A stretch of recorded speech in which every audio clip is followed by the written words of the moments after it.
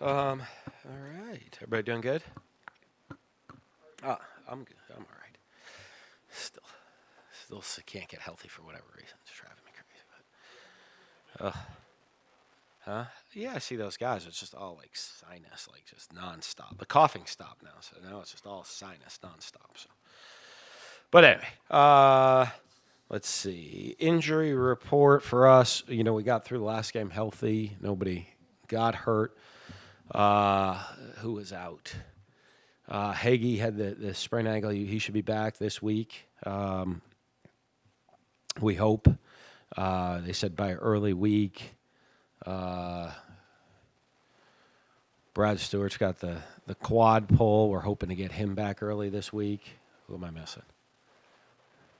Freddie's got a sprained ankle. He'll be back. He practiced one day, aggravated it last week a little bit, and he wanted to play, but we didn't let him. So he should be cleared to go for today.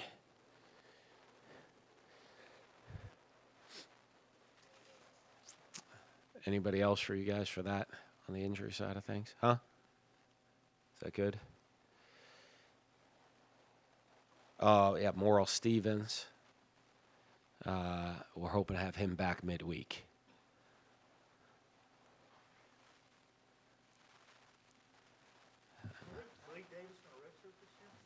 Yeah. I mean, he's not going to be back till unless we're playing in the Super Bowl. Yeah, I don't think so. Or we won't be playing into February, so I don't think he'll be back at all. But anyway, okay, on to this week's game. Great rivalry game. That was to me, when you get in these games, played in a lot of rivalry games, you throw the records out. None of that really makes much of a difference with whatever the records are for either team.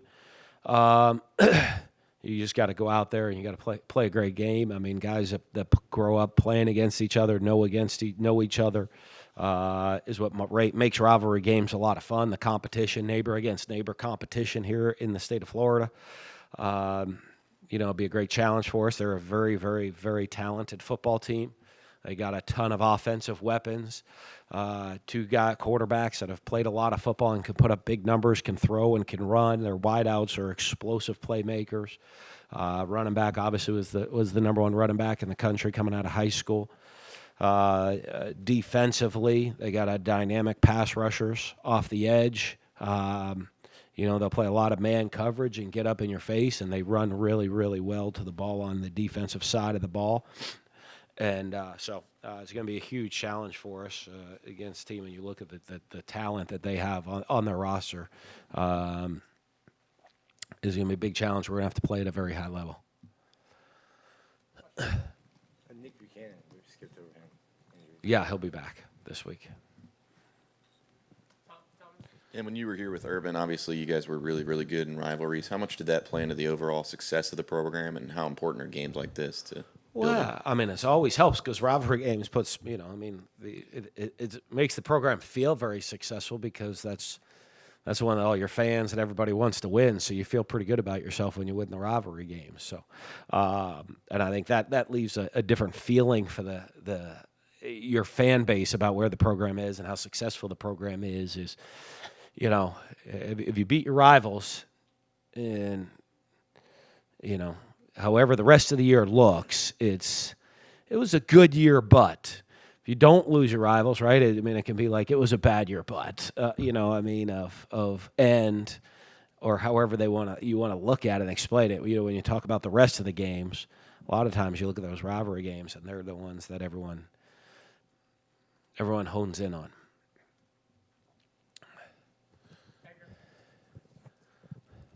Do you take kind of the similar? I mean, we asked you about Georgia, I think, but like Urban calling it the school to the west. I mean, how do you kind of do you view this one as the most animosity of all the rivals with Florida? No, I think they're different. We have the neat thing is we have different rivalries, and they're different rivalries and for different reasons. Both those games, and so it's not like it's, I'm not going to call them.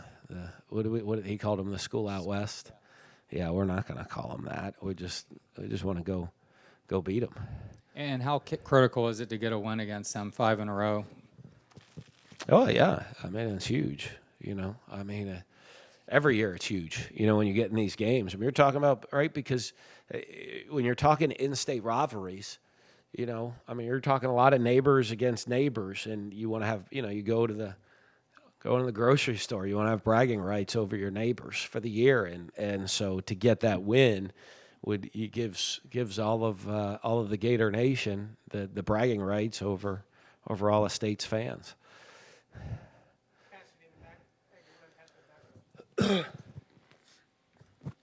Hey, a couple things. First, when would the decision about Emory for this week be made? At some point during the game. A lot of it, in my deal, we got to prepare for him to play, right? Because first off, he's a snap away from not playing. He's a snap away from being our starter. So we're going to prepare for him to play, and then during the game, we'll make the decision whether or not he goes in or not. But we're gonna prepare for him to play all week. Also, how do you neutralize a guy like Brian Burns? What number is he? 99. Their There edge you go. rusher. Okay, I know numbers. I'm not great Number with 9. names. Well, there's a lot of ways. He might be the best pass rusher we've seen all year. He's got length, he's got speed, he's got size, can come off the edge, causes all kinds of problems for you. And we haven't really. I don't know that we've faced a pass rusher like that this year. So we got to look, and when you do that, you got to do some different things. Within your protection, you need to know where he is. And you can't just say, okay, we're just going to call our plays and we'll leave him one-on-one all day long. He's a guy that you have to know where he is on the field because he can disrupt, the pass game that much. Oh, also, if you try a spoonful of local honey every morning, it'll make you feel better when Local you move honey? to a new place. Yeah. Huh? You're Okay. welcome. Has to be local. Huh? None of that panhandle honey right out there by the other school. Their honey won't work. Not this week. Our honey. Sorry. What can you say about the development of Damian Pearce and the luxury of adding him to the depth of the running back position? Excuse me. The great thing I think he's done is, come in and really worked. He's a physical runner. He really works to make sure he understands the offense. He's still learning in the big picture of the offense. But to me, the one thing that has really helped him and gain a lot of experience is him on special teams. He's put a lot of work in to become a great special teams player for us as well. And so all of a sudden, when you look, he gets a couple of his running back reps here and there, but he gets a bunch of special teams plays every week. And so that just being on the field, he gains that experience. And so I think that's certainly helped as the season's gone on. You guys are coming off consecutive 500-yard games on offense. How would you just assess where it is at this point? I don't know. That's good. I like that. I don't always look at it because I'm more into how we going to gain a yard this week. I've kind of put that behind me, and it's different teams, different style, different personnel. How are we going to match up and get that done this week? But just overall, how's the offense? I think this pretty point? good. I think guys are getting comfortable with what we're doing. I think a lot of it. My big worry going into last week's game, and I told our guys this, was I wanted to execute. I want to come right out of the gate and execute. Obviously, we were going to have some mismatch advantages on the field last week, and I didn't want it to be a game where, hey, we didn't block anybody. We tossed it, and our running back was able to just run people over and score a touchdown. Or, we didn't really execute in the pass game. We just ran by him and threw a touchdown pass. Every once in a while, I wanted us to execute cleanly, and I think we really did that last week. That's what I was most pleased with, was our consistent execution. And if you look now, that's carried over from the last 20 minutes of the South Carolina game into the first half of last week offensively. I thought, when we started making a lot of mass subs, changed a little bit. But I think our execution, that's where we want that to be at, where we're consistently performing at a high level.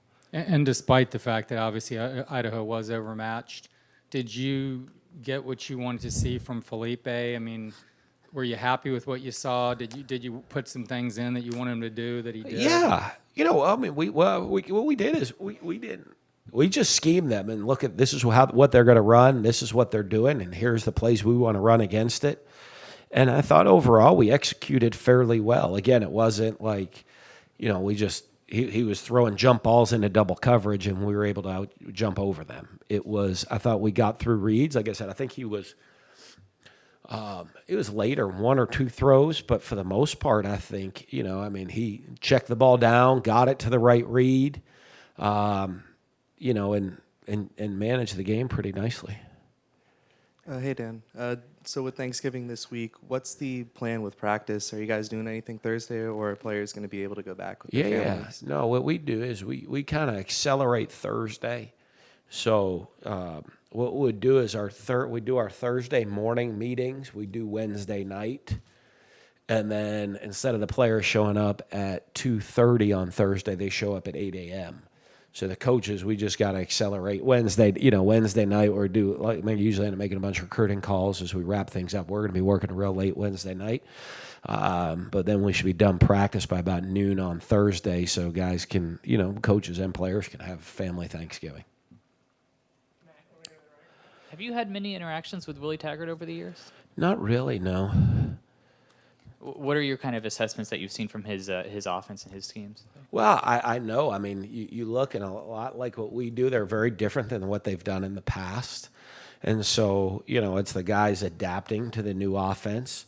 But you've watched them, and they have explosive playmakers. Now, and I think one of the things that always worries you is they're a team, they've made mistakes, but as they get more and more comfortable in the offense and more efficient, they got playmakers, when they need to make plays. You look at the game last week against Boston College, who was a ranked team. When they needed to make plays, I mean, they scored at will. And so I think, they're getting more comfortable in what the offensive system is and what they're trying to do. So one of those really good skill guys, Cam Akers, number 3. What's the first time you kind of heard about him? Probably like 10 years ago or whatever, when I was in 9th grade. He's from Mississippi, so I've known him for a long time. Yeah, that's why I asked. I don't remember when, but it was a long time ago when he was probably a freshman or sophomore in high school. Coach, a lot of personal fouls last week, 3 of them. Now you're going into a hostile environment. We're playing with a lot of emotion. How do you make sure you limit those this week? Well, you look, I mean, 2 of them were on guys. I'm trying to think of the third one. 2 of them were on guys that are redshirting that, that haven't played a whole lot. And they weren't like taunting or one of those. They were effort plays. So I don't get upset about effort plays all that much, especially for young guys that, because all we talk about is play with relentless effort, and they get their chance to be on the field. They're going to go hard now. So what was the third one? Quarterback slammed into the wall. Yeah. Like that's our set. I didn't study it deeply to look at it, but everyone, what I saw, we didn't touch him. He ran into the wall, and they were kind of blinded, and it looked bad. So, no, those are 0 for 3 there. So for us, I'm not upset about those.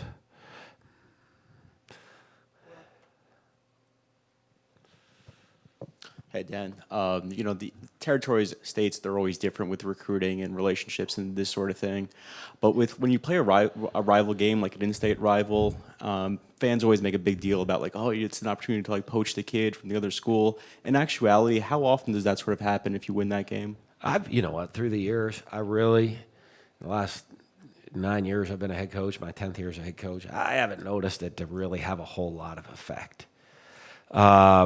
Now we'll see. Might be different here than it was in the state of Mississippi for me when I was there, and I guess we'll find out where that sways people. But I think a lot of times programs are different. I imagine they run their program very differently than we run our program.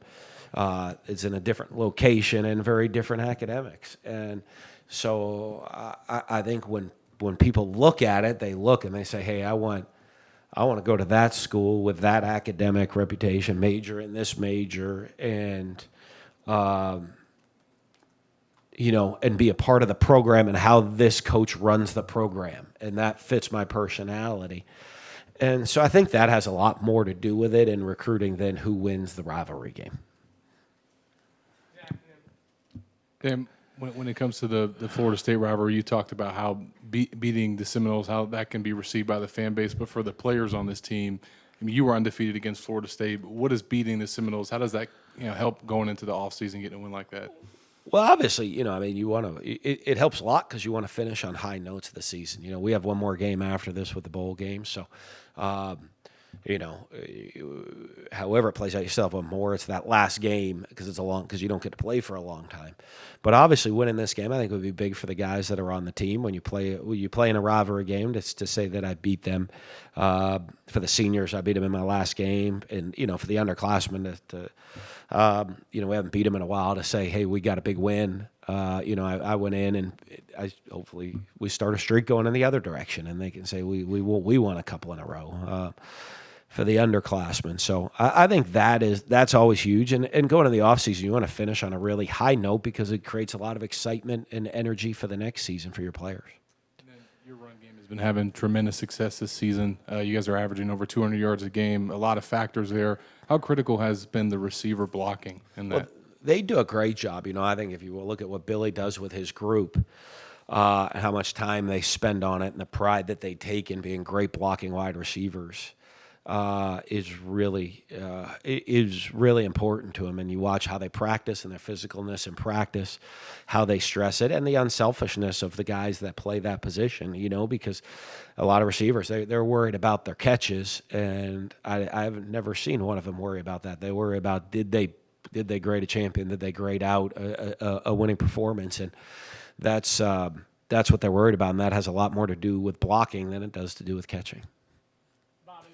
Coach, can you talk about Tyler Jordan? Hadn't played center all year and then stepped into the role and then got Player of the Week. Yeah, did a great job for us. That's why he did. He's been a backup for us at center. He's gotten reps at it in practice all during the season as an emergency because, you want to look silly, don't have a center. And when both centers, were hurt, there's another one. TJ McCoy had a concussion. So when the centers are hurt, and you got two centers down, you have to have somebody be able to play or you'll look pretty silly. So John does a great job of preparing upwards of 5 centers per game. And, and so Tyler was ready to step into that role. Dan, do you talk to your players about not providing bulletin board material for another team, or do you even bother with that? We talked about how we're going to win the game, and I don't know that is going to help you win the game. What's going to help us win the game is how we practice this week, the intensity of how we practice, how we prepare, and then how we perform on Saturday is the most important thing. So, whatever it's going to take for us to get that done is the most important thing. Going back to the perception of rivalry games and kind of what you said about wanting to end the season on a positive note, this is the first time in 37 years that Florida State could end their season with this game. How big of a... That'd be great. I'd love to do it. But that's what rivalry games are all about, right? I mean, the fun thing, like when you look at this rivalry game, is there's not many Florida State fans that really sit there and on a weekend are cheering for the Gators, and there's probably not a lot of Gator fans that are cheering for the Seminoles. On a given weekend, and so I think that's anything you can do, and it makes it. That's what just makes it fun in these games because. For the players, every game's huge. For the players, you want to win. Our celebration, you want to celebrate in the locker room. You want to do that. But the outside of our locker room, the rivalry games also, they mean a lot more. And so, but that always seeps in for the players as well because they hear about it all the time. You don't call them the Skull Out West. What do you call them? I don't know. What Florida State? I just want to hear you say it.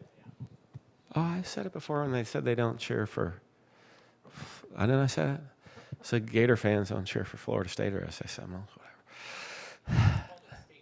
Oh, yeah. They are state. Deontay Lewis only has 7 catches this year, but what has he done just for the locker room, for the younger guys, Kyle Pitts, in that tight end room?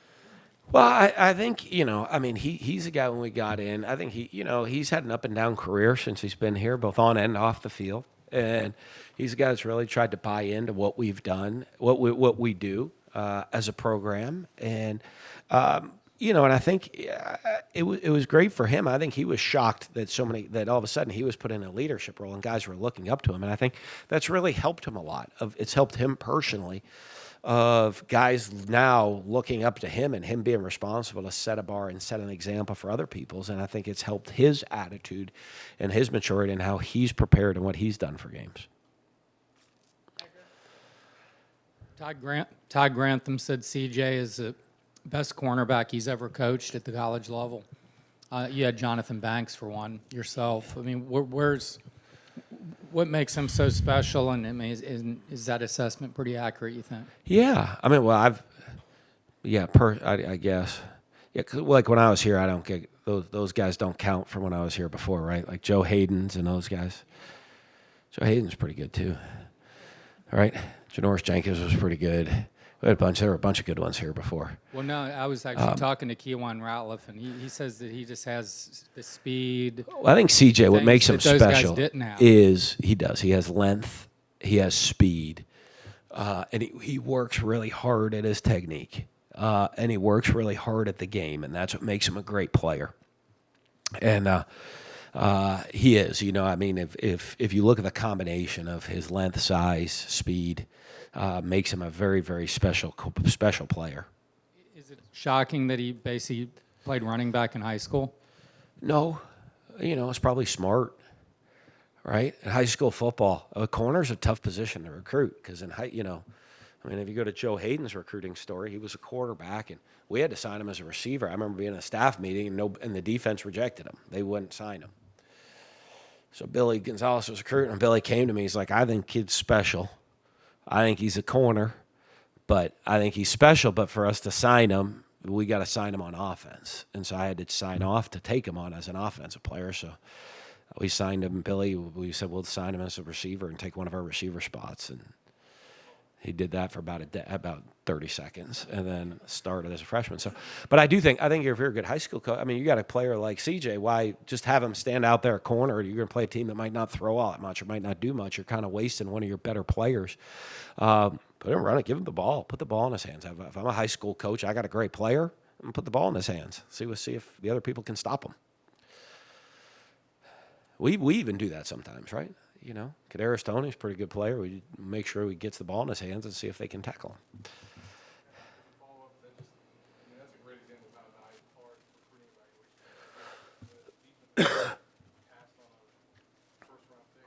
Yeah, it is.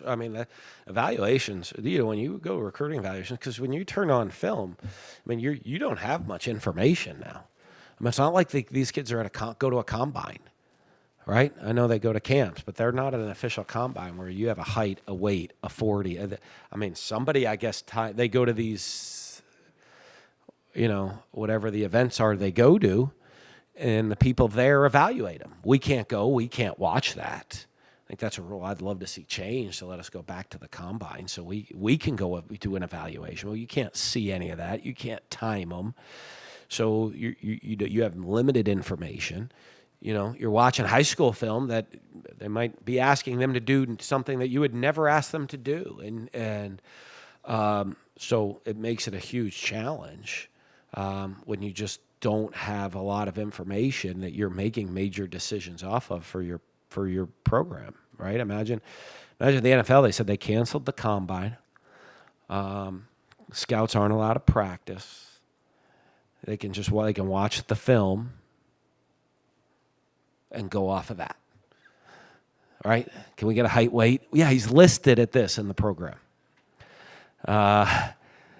Medical background. Yeah, he's good. They wouldn't. But that's why they still make mistakes and they have all that information. That's the huge challenge we have is because we're restricted in how much information we can get on guys. Pat and then Ethan. The game 10 years ago over there in Tallahassee. Okay. Yeah, the rain. So, I mean, what are your memories of that? Yeah, I remember going out for warm-ups. And I'm like, honestly, there was standing water on the field. Like, I mean, it was like ankle deep. Like, it wasn't like it was squishy. It was like, I think it was like ankle deep standing water. And we went out for warm-ups, and I don't think a ball touched the ground. So I come back in after warm-ups, and I'm trying to change my shoes off and my clothes because, you're like sopping wet. Might as well just try to put on something dry. It'll probably get wet again, but put something dry on for a little bit while I'm sitting around.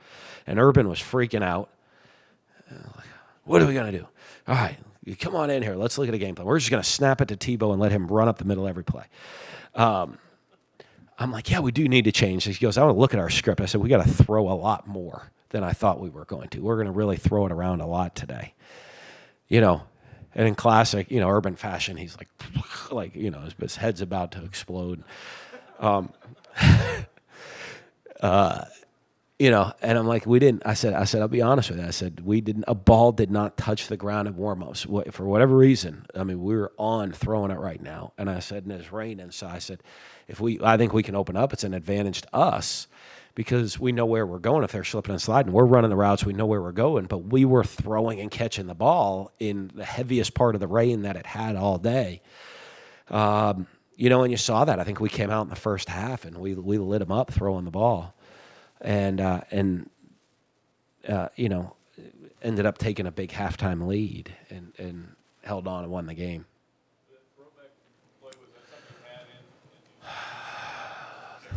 I know. I'm trying to think which one.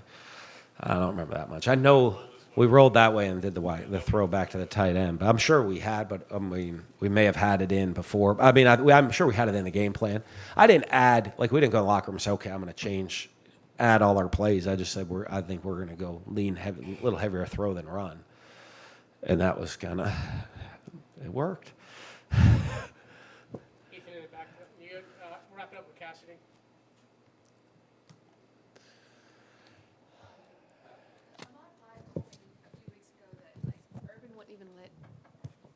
Ahmad Black told me a few weeks ago that Urban wouldn't even let y'all eat in Tallahassee because he was scared that y'all would get poisoned. Yeah. Do you remember that, or is he just remembering it wrong? No, but I don't think we're eating up there this week before the game.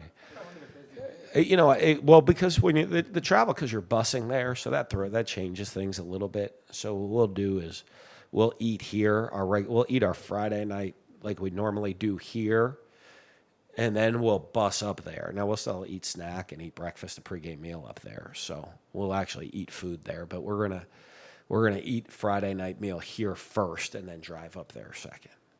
Was there really a worry though of being poisoned, or is that just motivation for the guys? As coaches, we're paranoid about everything. You know what I mean? You are. If you go on the road and someone gets sick or something after dinner, you're like, oh, they poisoned us. You're paranoid. As a coach, you're paranoid about everything all the time. So, but you would hope that really wouldn't happen. But college football, man, there's some passionate people about college football and about their team. So, we're always very cautious of everything going on. Yeah, well, it's breakfast / pregame meal, so it depends because it's an early kick. No. We'll just do it at the hotel. So it could be like, what do you do? Are you like some guys pregame meal when you have the early kick? It's breakfast / pregame meal. So some guys eat like breakfast and some guys like the spaghetti and meatballs and the pregame meal and all that stuff. I'm a pregame meal person, so it might look weird to have a big bowl of pasta at 7:30 in the morning, but routine, it's pregame meal. I touched on it, the 5-game losing streak. Just how shocked are you that FSU's kind of gotten that one? That's not good. We were on a 4-game winning streak when I left. I